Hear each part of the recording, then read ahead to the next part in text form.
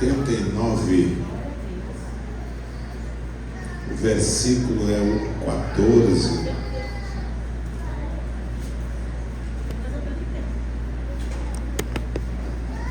Livro dos Salmos, de número 89. Quem achou, diga amém. Amém. Justiça e juízo são a base do teu trono. Misericórdia e verdade vão adiante de seu rosto.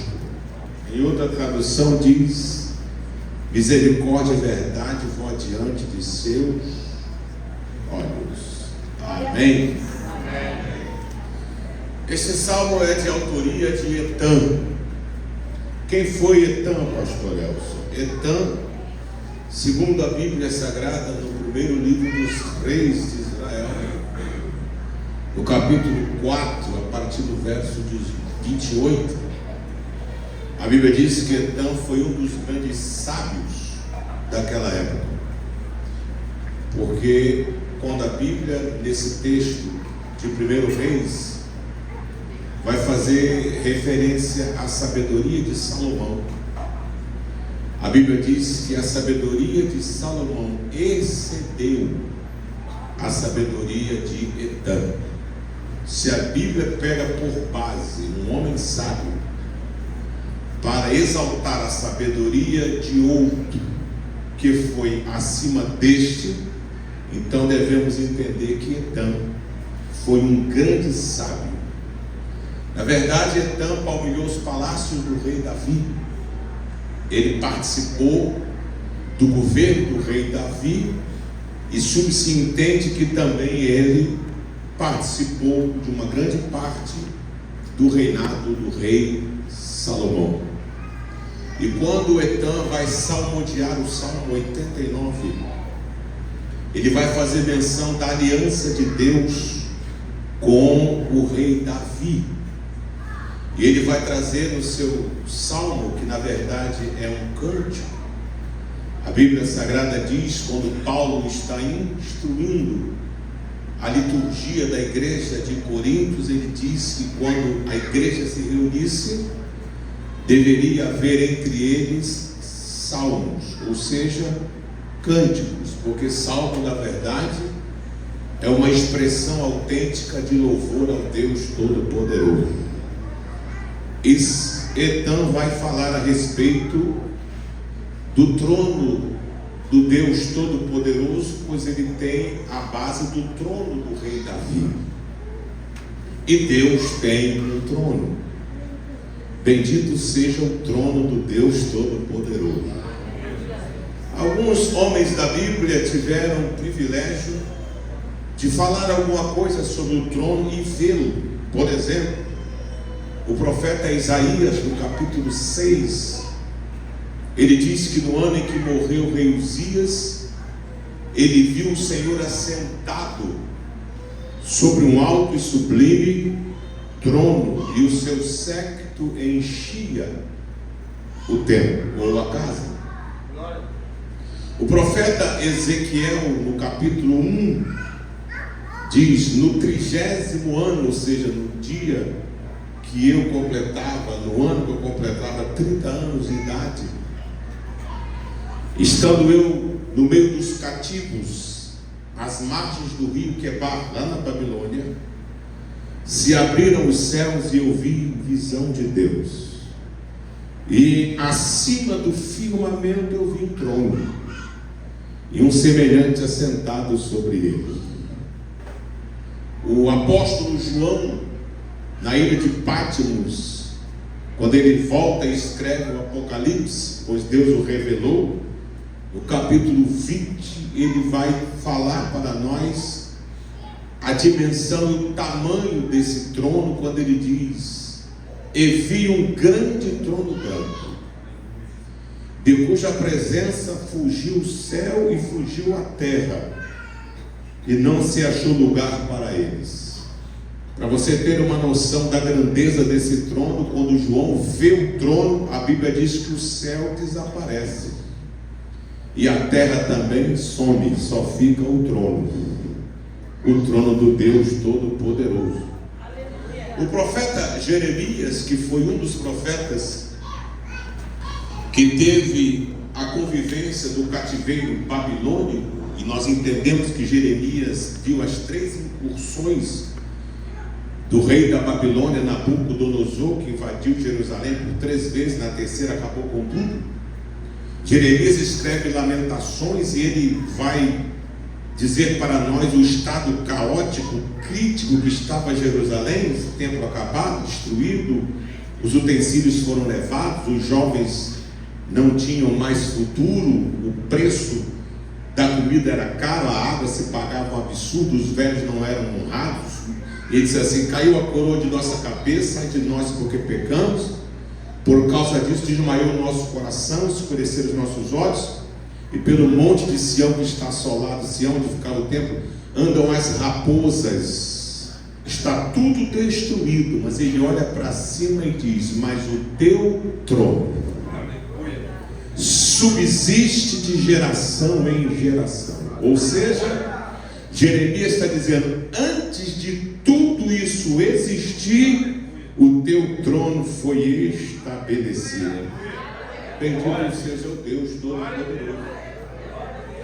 E o salmista Etan, ele salmodia e traz a base do trono, mas eu quero só frisar o primeiro, que é justiça, porque ainda estamos à mesa da ceia do Senhor.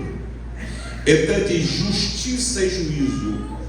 Um dos pilares do trono de Deus chama-se justiça.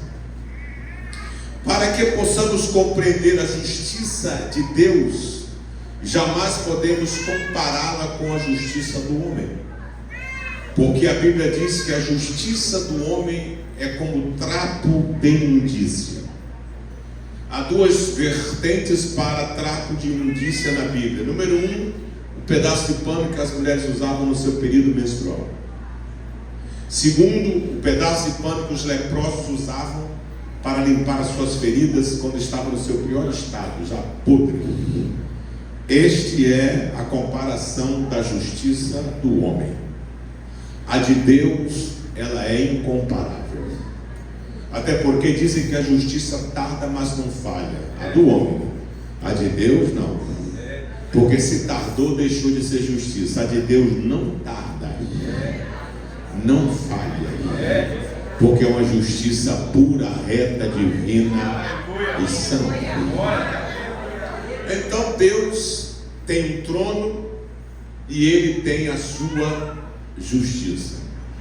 Já disse aqui uma vez e repito: Deus não trabalha com o império, porque onde você vê a criação de um império, a formação de um império, nele está a prática da injustiça, da escravidão, da miséria e da desgraça. Então Deus não tem império, Deus tem reino.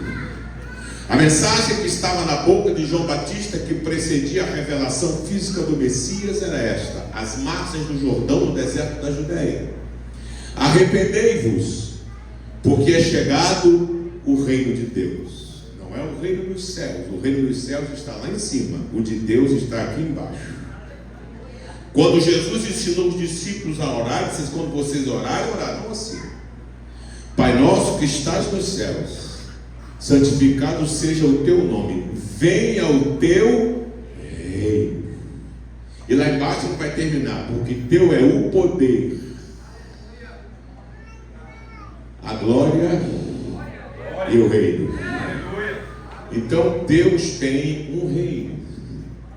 O reino de Deus está entre nós. João Batista dizia: é chegado o reino de Deus e ele está entre nós, porque o machado já está posto à raiz das árvores. Então neste reino existe um pilar chamado justiça. Então você não está mais no império, você agora está no reino. Como foi que eu cheguei no reino? A Bíblia diz: Ele nos transportou do império das trevas para o reino da luz, pelo Filho do seu amor. No império nós éramos escravos, cavalos do diabo, vasos de Satanás, fazíamos tudo aquilo que Ele mandava, porque nós éramos escravizados. E lá nós vivíamos de coisas palpáveis, visíveis e concretas. Mas Deus nos transportou e nos trouxe para o reino. E no reino nós viemos com esta mania de querer ver, de querer apalpar. Aí a Bíblia diz: olha, o reino de Deus não é comida e nem bebida. Ou seja, não é de coisa visível e palpável e concreta, mas é paz, justiça e alegria no Espírito Santo. No império a gente queria ver para depois crer. Aqui não, aqui você crê e depois você vê. Porque nós não andamos por vistas, nós andamos por fé. E a fé não é um sentimento, a fé é um fundamento. Glória ao nome de Jesus. E é por isso que nós não temos galeria dos heróis da guerra. Não existe galeria dos heróis da batalha. Não existe galeria dos heróis da luta. Não existe galeria dos heróis da provação. O que existe é galeria dos heróis da fé. Eu não vim aqui nesta noite dizendo estou sentindo uma fé, porque fé não se sente. Fé é onde eu estou firmado. E como é que eu a adquiro? A Bíblia diz: de sorte que a fé, ela vem pelo ouvir, e o ouvir pela palavra de Deus. Bendito seja o Deus Todo-Poderoso. A fé, quando você ouve, e esse ouvir é pela palavra, ela vai gerar em você fé. E o que eu faço? Aceito ou não? Como é isso, pastor? Eu posso aceitar e rejeitar? Claro que pode. Porque a Bíblia diz, Paulo dizendo, a nossa salvação está agora mais perto de nós do que quando aceitamos a fé. Bendito seja o Deus Todo-Poderoso. A gente explica, ensina. E aí, aceita? Não. Amém. Aceita? Aceita. Então você agora não vai viver mais de vista. Você vai viver da fé. Porque a Bíblia diz, o justo viverá da fé. Então o reino de Deus, o pilar essencial dentre os quatro, justiça. Mas você está no mundo. Como assim, pastor? Jesus orando disse, Pai, eu peço que não os tire do mundo, mas que os livre do mal. Por quê? Porque nós ainda estamos no mundo.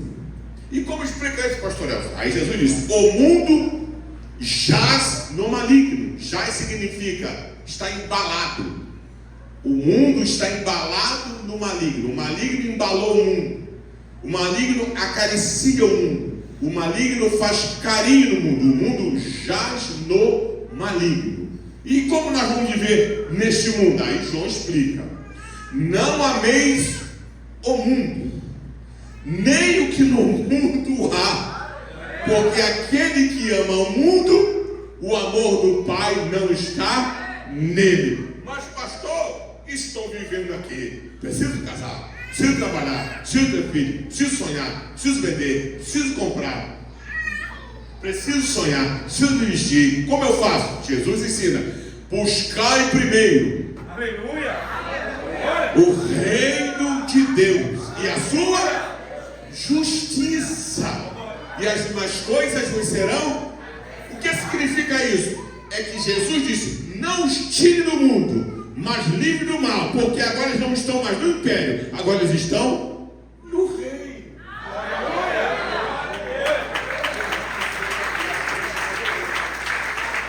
Como é que eu faço para viver no reino, se o reino está implantado no mundo? A Bíblia diz, justiça é um dos pilares do trono de Deus. Então eu estou aqui nesta noite para lhe dizer, na tua causa, Deus fará justiça.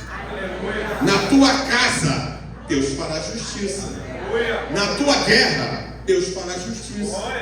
Na tua luta, Deus fará justiça. No teu ministério, Deus fará justiça. Nos teus sonhos, Deus fará justiça. Na tua família, Deus fará justiça. Lá no teu trabalho, Deus fará justiça. Nessa provação que você está vivendo, Deus fará justiça. Por quê? Porque você não está mais no império, você está no reino. E no reino de Deus não há injustiça. No reino de Deus há justiça.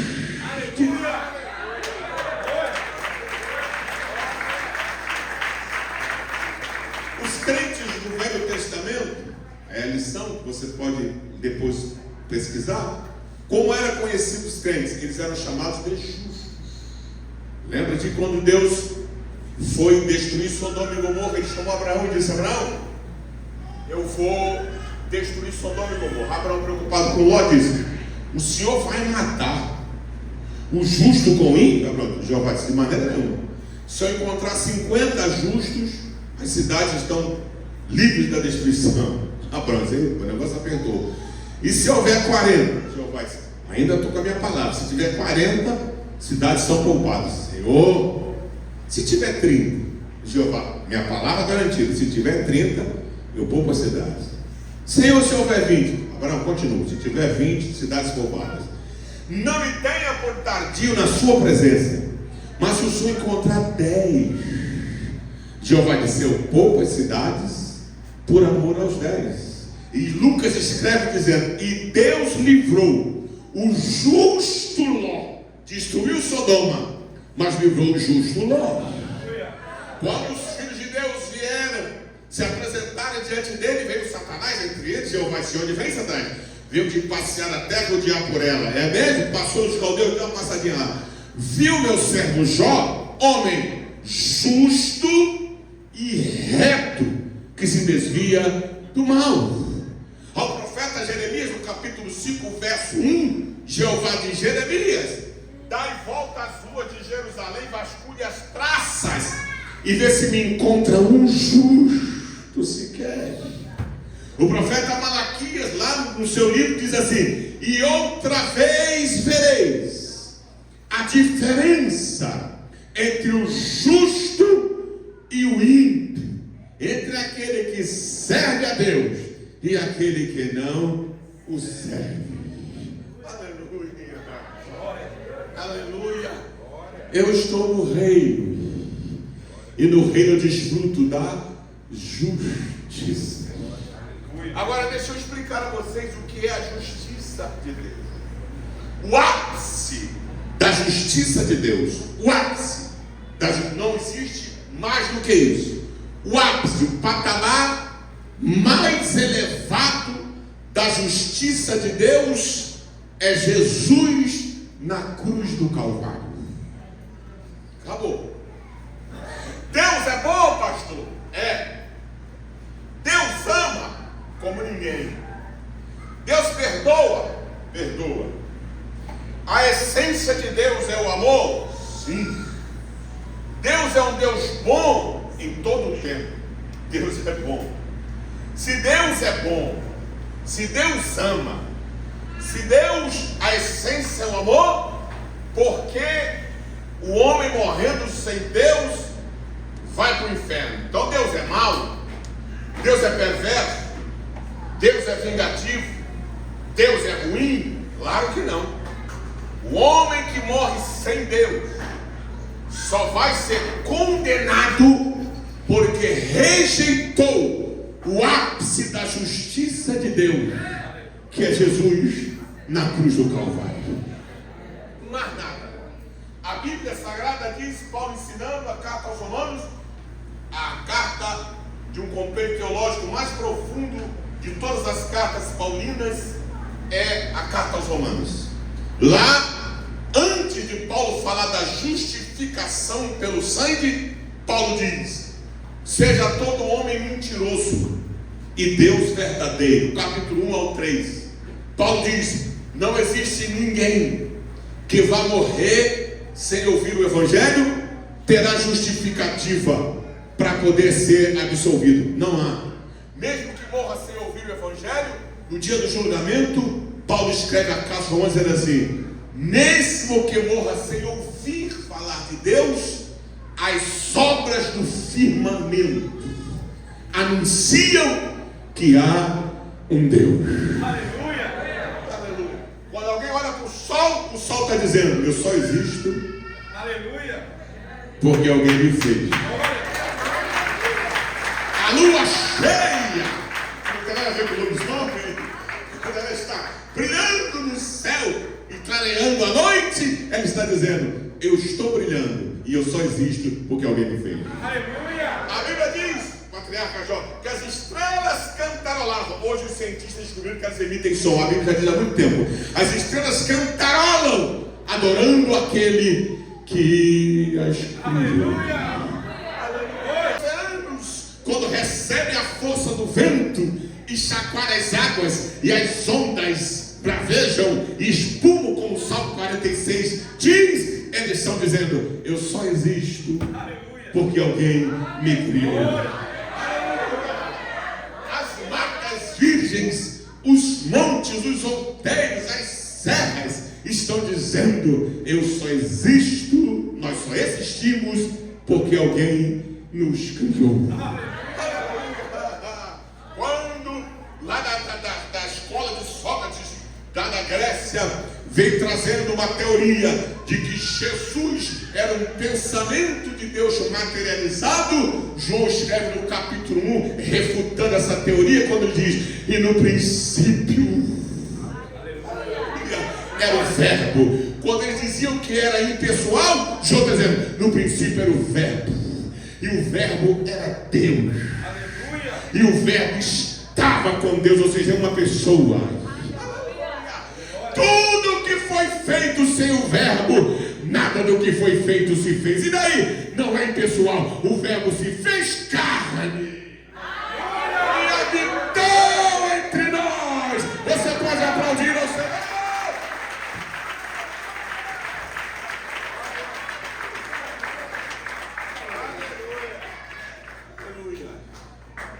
Aleluia. Aleluia. Por que Jesus Cristo é o ápice?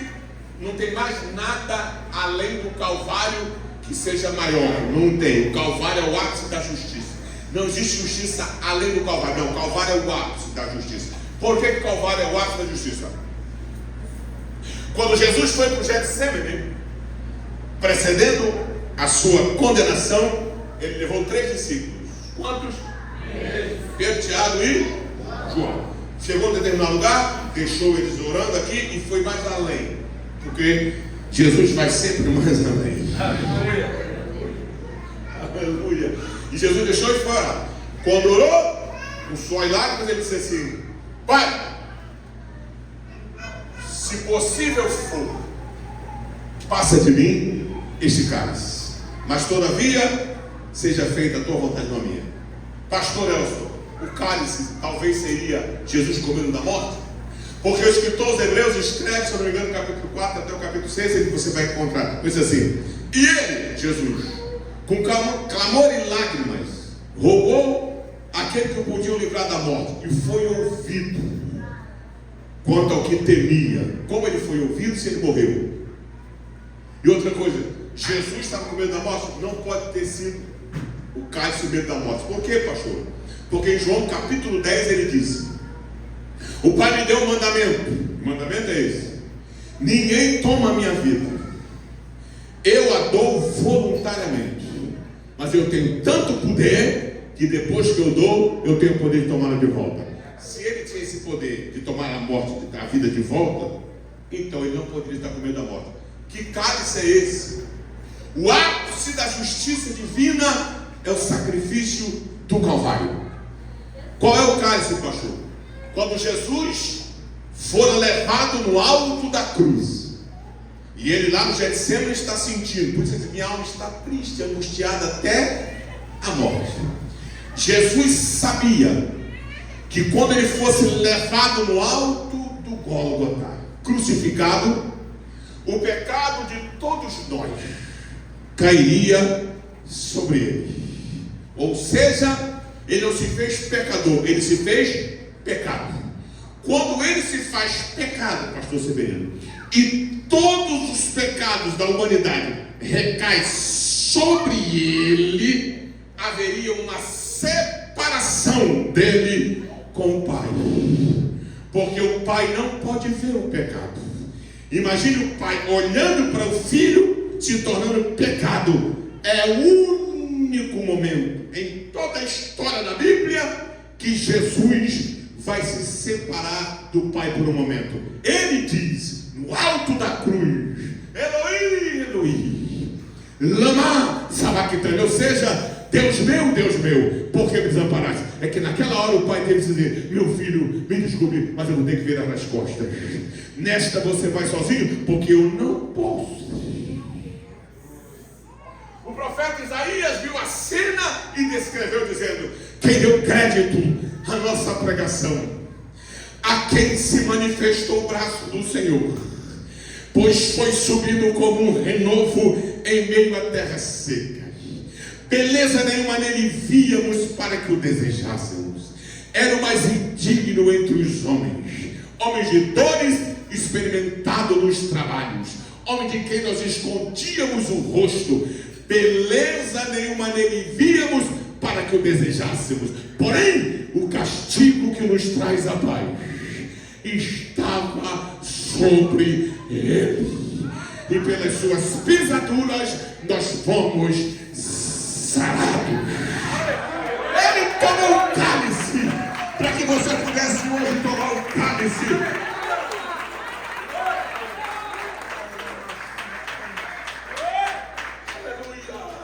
Esta é a justiça divina, a justificação. E Paulo vai escrever a carta aos Romanos capítulo 5, 6, 7, quando ele diz, estamos justificados. Eu não estou pregando aqui porque sou bom. Você não está sentado aí me ouvindo porque você é bom ou boa. Nós não somos crentes porque somos bons. Nós não estamos aqui porque merecemos. Nós não estamos aqui por mérito. Por que estamos aqui, pastor Elcio? Porque fomos justificados. Oh, glória ao nome de Jesus. É por isso que quem fazia e praticava os maiores delitos, depois da justificação, pega a Bíblia e passa nos mesmos lugares que ele frequentava.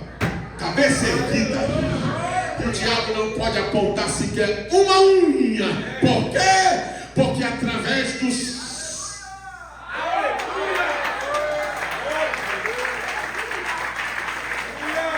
Eu já disse isso aqui e repito porque a Bíblia é para ser repetida. A graça nunca vem na mesma medida do nosso pecado. Senão o jogo dava empate.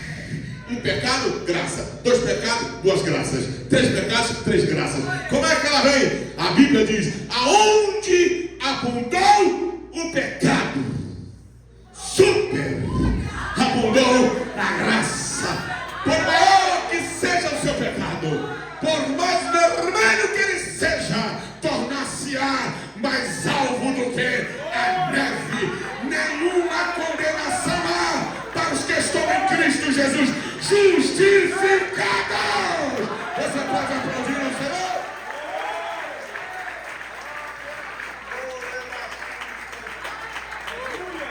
Aleluia! Aleluia! Aleluia!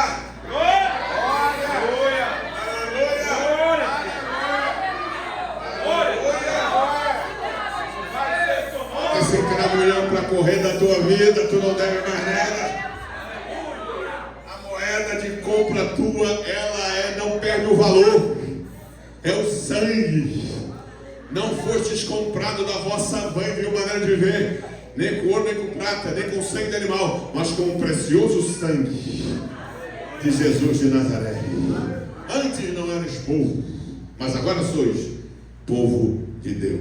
Aleluia. Nesta noite eu quero saber se aqui tem alguém, uma pessoa, não importa, que já deve ter sido, é possível que tenha sido, e acabou afastando-se do Evangelho. Ou você que nunca teve essa experiência de servir a Jesus, Quem sabe você estar aqui nesta noite e quer hoje fazer uma aliança com Jesus.